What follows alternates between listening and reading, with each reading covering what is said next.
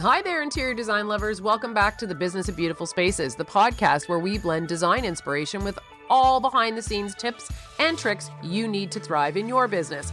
I'm your host, Laura Thornton, and with over 27 years in this interior design game and running a 7-figure design company, trust me, I've seen it all.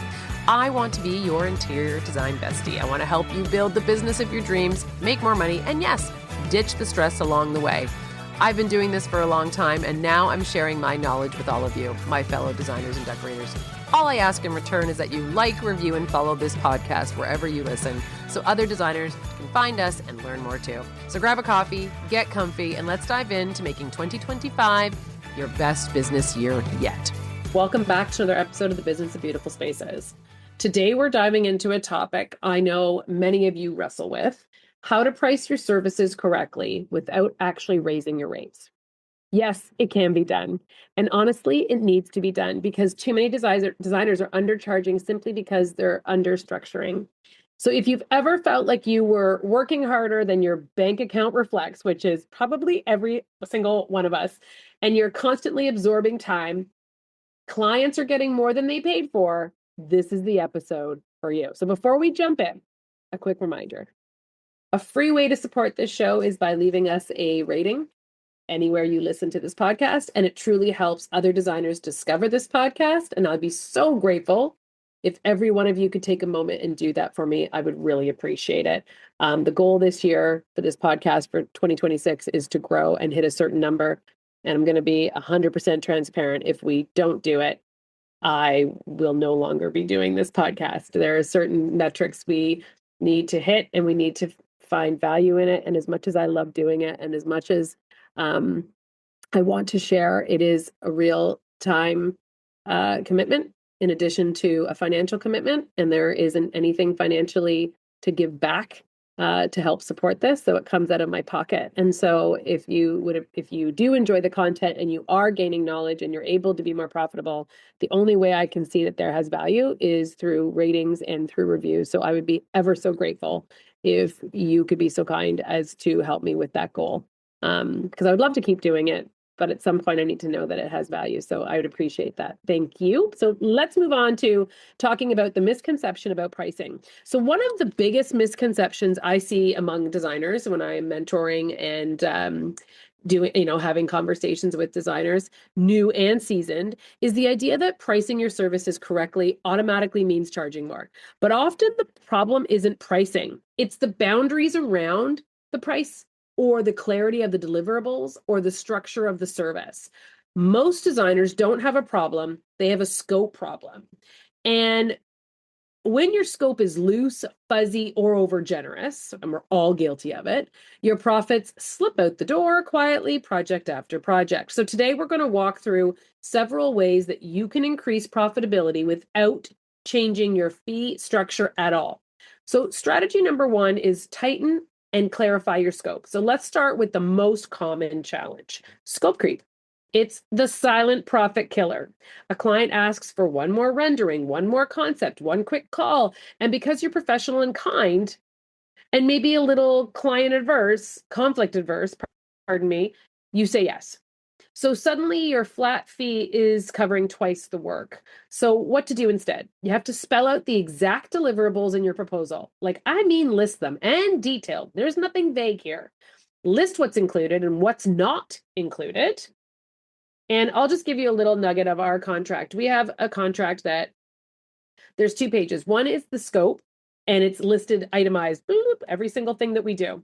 And the next page is the same things, but then we can remove what's not included. So it says we also can do for additional fees, and it lists all the things that are not covered. So this is one way that it's very clear what is, and it's very clear what is not, because we're saying we also offer this, but there is a fee if you're going to ask us for these things. So that's something to consider when you're doing your contract or renewing your contracts with your lawyers. You could do something like that really helps delineate. So it's crystal clear. If they're coming back saying, well, I'd like my living room. And I'm like, well, that's not included. That wasn't in scope, but I'm happy to provide you a quote for that time. And they're like, oh, it wasn't? And you can go back and clearly say, yeah, right here. And that's why I always say your contract can really be like your best friend, and it can handhold you through a lot of conversations. Because if your contract is clear, And if you spent the time to itemize everything, it is very clear when something is not included. And yeah, they might forget, maybe the project's big enough, but I think a lot of the time they know what's included and they're just hoping that maybe we'll help them out. And we kind of go, yeah, that we would like to make money on that too. So we go ahead and order it. And those are always the ones that go awry. That like the one lamp that there's no money in it is the one that you end up chasing for 3 months and then it's defective when it arrives. So these are the things that I always call the silent profit killers. So I welcome forwarding a quote or approval for the new scope. Once it's approved and deposit is received, then I'll start on the work. And you don't have to raise your prices. You're just pricing accordingly because you know what your pricing should be for whatever those items are. And you're just protecting your profits. And that is a big one. And we're all guilty of it in multiple ways, but that is a big one. Scope creep. So strategy number 2 is reclaim billable hours that you are losing. We unintentionally give away hours every single week. And some of the biggest leaks are untracked communication time, something that most of us forget that, you're going to have to make a few phone calls. And sometimes those few phone calls add up to hours and they're not allotted for in our fees. Time spent fixing vendor mistakes. It's happened to me this week. We had 3 installs. It is the busiest time of the year. 3 installs, 3 things went wrong. Now that doesn't happen very often, but it did. Very frustrating. So I had to now absorb sending back those items, which let's be clear, I will not be absorbing it, but I had to for the week. I will be taking it off the vendor's list. But I had to send back 3 different items with the truck, which cost me another $250 each time it had to go back to the manufacturer. And now they have to fix the items and then it has to get back in a truck and make its way back. So if that was my mistake, I have just lost $900 of profit on just bringing items back and forth. Not to mention that it's embarrassing in front of my clients that we made a mistake. Of course, we're going to fix it and make it right. But these are the things that you don't allot for. So I've already gone to the manufacturer twice this week since this has happened. So now there's time lost there. There's mileage, there's gas, there's wear and tear on my car, there's my time. So we're already into thousands of dollars of lost money and time because of a vendor mistake. Time spent updating drawings or sources, alternative sources, like if something has got discontinued and now we have to go find the alternative item. Time spent coordinating things outside the original scope. And here's the truth. If the work is happening, it needs to be captured. And if you don't charge per hour and you're changing flat rate, that's why I always say that even you have to time track. It is paramount that you're time tracking so that you have that analytics and that data to be able to make sure that you are charging your flat rate correctly. You have to track daily. You have to track down to every 15 minutes. It is shocking what you'll uncover. If you've listened to this podcast for a while, you'll know that when I transitioned and had many staff members here and I was still charging what it was when it was just me, which was a big mistake. You learn as you go. So yes, we were making more revenue, but the money that was going out the door was sick because it was taking way too much time. And I didn't put that together when I was just hiring people to get the work done. But you learn as you go. And then the one thing that I was not allotting enough time for in our presentations was actually putting the presentations together. When I realized how long it took to put the booklets together, then to have them bound and printed and picked up and brought back and all, I was not allotting for 10 hours of time. 10 hours. And you're like, how can it take 10 hours? To make the PDFs, to put the paper, like to make the mood boards, to add the things into the presentation, then to have it sent out to be printed, then to have it picked up, then to have or bound, then to have it brought back, then to have us check them up. Like wild to, again, you're probably going, that's ridiculous. I was saying that was ridiculous too, but I had to learn that we needed to do it a little bit more efficiently, but B, that it was taking our team over 10 hours of time to correlate all of our drawings and all of our packages and all of our elevations and everything into one PDF. We use Pages here to do that. So we were using Pages and putting it all in, and we'd have like 75 pages and it was taking over 10 hours of time. So these are the things that we're not allotted for. And I had to start adding that back into our fees, our flat rate fees, which again, shocking, but that's a lot of time I was eating. So you have to create a billable by default mindset. So unless a task is included in your contract, it is billable. This is a single shift increase in profitability without changing your rates. I'm sure it's in your contract if you're flat rate, that if there's any additional fees, it would be done by an hour and your hourly rate is in that contract. This is when it applies. This is where it starts to show up, and this is where you are not losing money. Strategy 3, redesign your process for efficiency. Sometimes the problem isn't the fee. It's the workflow behind it. And if your project management is messy, if your clients can email or text you all hours of the night, and your sourcing is piecemeal or decisions drag on for weeks, you are losing money through inefficiency. Here is how to tighten that up without touching your fees. Batch your sourcing. So multiple projects, doing things at the same store, doing things at the same fabric house, doing things at the same time, even your own office. We have our own library here. And I don't go over there for every single project. I wait until I've got to do like a whole house or 3 or 4 rooms or 3 or 4 bathrooms. And then I go and do it all at one time, so that I'm not constantly ripping apart our office also. But it definitely makes me more efficient because I'm in that mindset as well. Consolidate client communication into one weekly update. So I call them love letters to our clients, and I do it on Thursdays. I do it on Thursdays on purpose because it allows me to have a full scope of what's happening this week in their project. I have been to their site if a site visit is something that, if it's a renovation, and then it still allows for Friday for them to get back to us on clarification. I'm not sitting with emails over the weekend. That's why I've chosen it. But I talk to every single person on the Thursday via email. They know it's coming. It's in our contract. It's in all of our client expectation guides. They know that on Thursday they are going to hear from Thornton Design. It is 99% of the time me. Sometimes there is nothing to say. And you just say, everything is going smoothly. Just wanted you to know. Have a great weekend. If you have any questions, reach out. It's just so that they aren't wondering what's happening. So it keeps this like client communication update really concise when you can almost pre-batch and like I have my emails templated, and then all I have to do is plug in what has happened this week. Now I've got one for the design and decorating, and I have a different one for renovations. But it allows me to be very efficient, and the clients know exactly what is coming and where to look in that email as well. So I do have templates for emails. I have checklists. I have created templates for standard operating procedures. You can do that too, and it keeps it very efficient. Anyone who comes into your office as a new member can reference these things and also be very efficient right from the very beginning of starting with you. You can present fewer but better curated options. I only give one.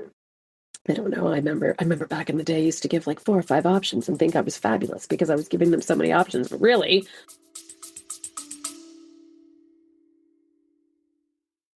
let's face it, running your own interior design business can feel overwhelming. But guess what? You don't have to do it alone. I am so excited to introduce a brand new way to get the support you need. One-on-one mentorship with me, Laura Thornton, your interior design bestie.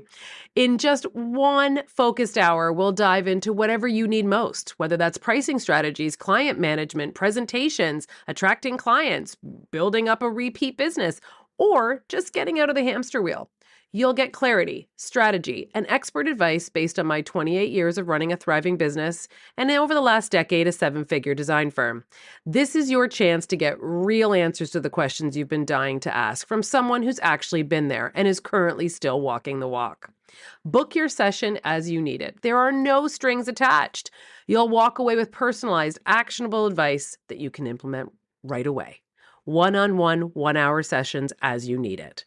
Head to the website or click the link in the show notes to book your mentorship session, and let's build a beautiful, profitable business that you've been dreaming of together.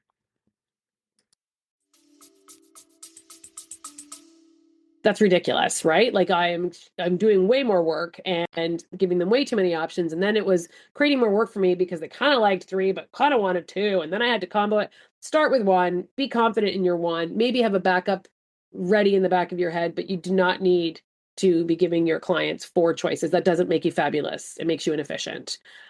Use procurement partners or ordering platforms. We use, it used to be Design Docs, so they just changed it. Oh my goodness, I can't place it, but it's a design-based ordering platform, and it saves our procurement officer a ton of time. Oh my gosh, I don't know why I can't think of it. It's going to drive me crazy.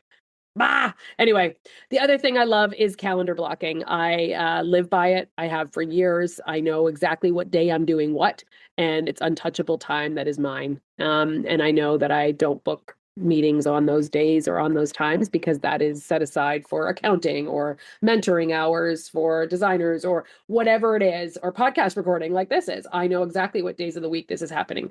And it makes my calendar much easier to navigate. Strategy 4 is start charging for your expertise, not just your time. Another challenge we face is undervaluing the thinking part of design. Your ideas, your creativity, and direction are the most valuable part of what we offer, not the hours spent drafting or sourcing a lamp. Many designers underprice because they calculate fees solely on labor, but clients aren't buying labor, they're buying transformation. And so even without raising your fees, you can restructure how you present your services. Sell the outcome, not the hours. If you listened to last week, you know that I love the book by Donald Miller, Story Brand, and this is exactly that. Sell the outcome. Sell how they're going to feel, what they're going to gain. Be the hero, and don't sell the hours. Don't sell how long it's going to take you to do it, even though they are buying back their time. Show clients the value of your process. Include a design discovery or audit phase as a paid service. Use tiered packages so clients understand the difference in value, and you don't have to raise your price. You're simply positioning your expertise correctly. And no scope creep, efficiency in your process. All of these things are going to affect your bottom line. So I want to break down the real cost behind your hourly rate. So this is something that typically will blow a lot of designers' mind when we're doing mentorship time and hours that people spend with me. And I do ask the question, how much do you charge? What's your process? These are the things that we go through. And we walk through this as well in the Profit Academy so that you can really see how to charge for your time. But let's just take a very common rate in our industry. Let's just, for argument's sake, $200 an hour. So lots of people will look at that number and think, oh my God, that's great. She's earning $200 an hour. Oh my God, her life must be fabulous and super wealthy. Well, that's not true, because that $200 is not your wage. That is $200 of business revenue, and revenue is not profit. So let's break down what actually comes out of that hourly rate before it ever becomes money that goes into your pocket. So what comes out of your $200 an hour? Well, every single hour you bill has to cover the cost of running your business, which can include all your operational expenses. So studio, rent, home office expenses if you work from home, which includes your utilities, lights, heating, security systems, Ring cameras, internet, software subscriptions like CAD, Canva, Studio Designer. That's it. It's Studio Designer. Oh my gosh. Adobe. That's the one I was trying to remember before. Sorry. I had the aha moment. Web hosting, marketing expenses. Anyway, that alone can eat up 20 to 30% of your revenue. Now you've got technology and tools, your laptop, your computer, your printer, your ink, your paper. Forget paper. Like, we must be the biggest wasters of all paper, interior designers. Backup, hard drives, phone, data plans, project management software, cloud storage. These costs may not feel huge individually, but combined, they take up 5 to 10% of your revenue. Now let's get into the ones that cost even more. Liability insurance, Arizona emissions, cybersecurity insurance, auto insurance if you drive to meetings, health insurance if you're self-employed. Insurance is a non-negotiable and yet is rarely factored into our hourly pricing. There goes another 10%, if not more. So let's talk about transportation and site visit costs, gas, mileages, parking, wear and tear on your vehicle, on your tires, maintenance, oil changes. Designers do a lot of driving. And yes, it comes out of your revenue, not out of thin air. So there's another 5% to 10% gone. Let's talk about your professional fees. Do you have an accountant that does all of your monthly and your yearly and your corporate taxes? How about a bookkeeper? How about your lawyer? How about your business licensing fees? How about all of your association fees? There goes another 5 to 10%, just disappearing into thin air. Labor costs, even if it's just you, this is the part that shocks designers the most. Even if you're a solo designer, you own your own salary, is a cost of the business. You are not free labor. Many designers forget that their pay is considered an expense, not profit. So many healthy businesses aim to keep labor at 30 to 35% of their revenue. And we haven't even talked about taxes. So between corporate taxes, income taxes, payroll taxes, if you have HST, GST, VAT, you can assume another 25 to 35% of revenue goes straight to the government. All right. So what's left of that $200 an hour that they think that you're living large? Well, when you add up all of these expenses, the typical interior design studio loses between 60 to 75% of each hour billed to overhead, labor, and taxes. So let's apply that. High efficiency firm at 60% expenses at $200 an hour.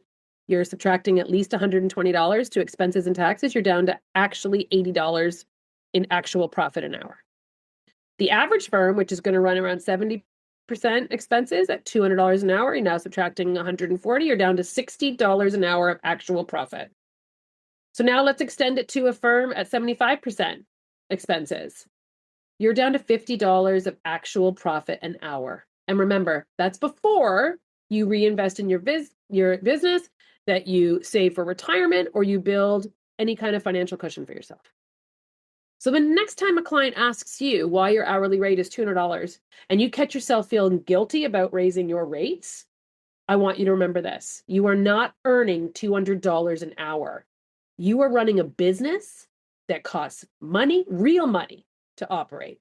And by the time you pay for your car, your insurance, your phone, your software, your accountant, your gas, your internet, your marketing, your laptop, blah, blah, blah, all the taxes on top of all of that, your $200 an hour becomes 50, 60. If you're lucky, if you're really efficient and really, really good at your processes, you're at $80 of actual income. Wild, right? Mind blowing. And now you're like, well, that sucks. It doesn't suck. We're going to get everybody there. We're going to be more efficient. You're all going to be at the 80. That's the goal. But designers don't charge what they charge because they're greedy. They charge what they charge because it costs money to run a professional design business. And I've said it before, I'll say it again. I'm unapologetically in business to make money. That is 100% my goal.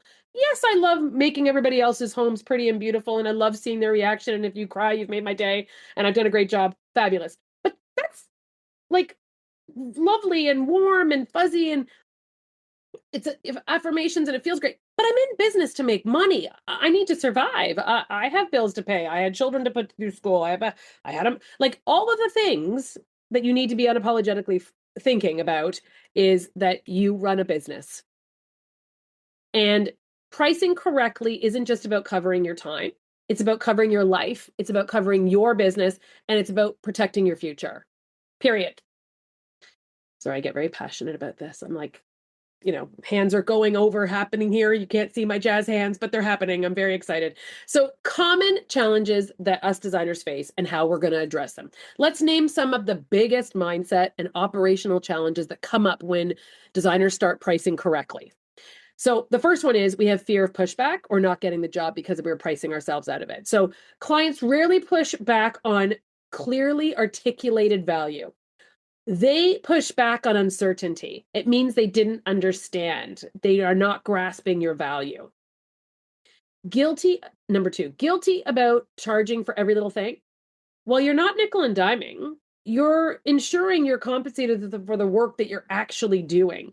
And as you do more, and as you are, tracking your time and being more efficient and using that data and reviewing it, you will be more efficient, you will be more confident, and the confidence will show. So that fear of pushback and the guilt about charging for every little thing will go away all on its own. So number three is lack of confidence in your systems. So if you don't believe in your process or know it inside and out, the pricing will always feel shaky. Number four, underestimating your systems and your workload.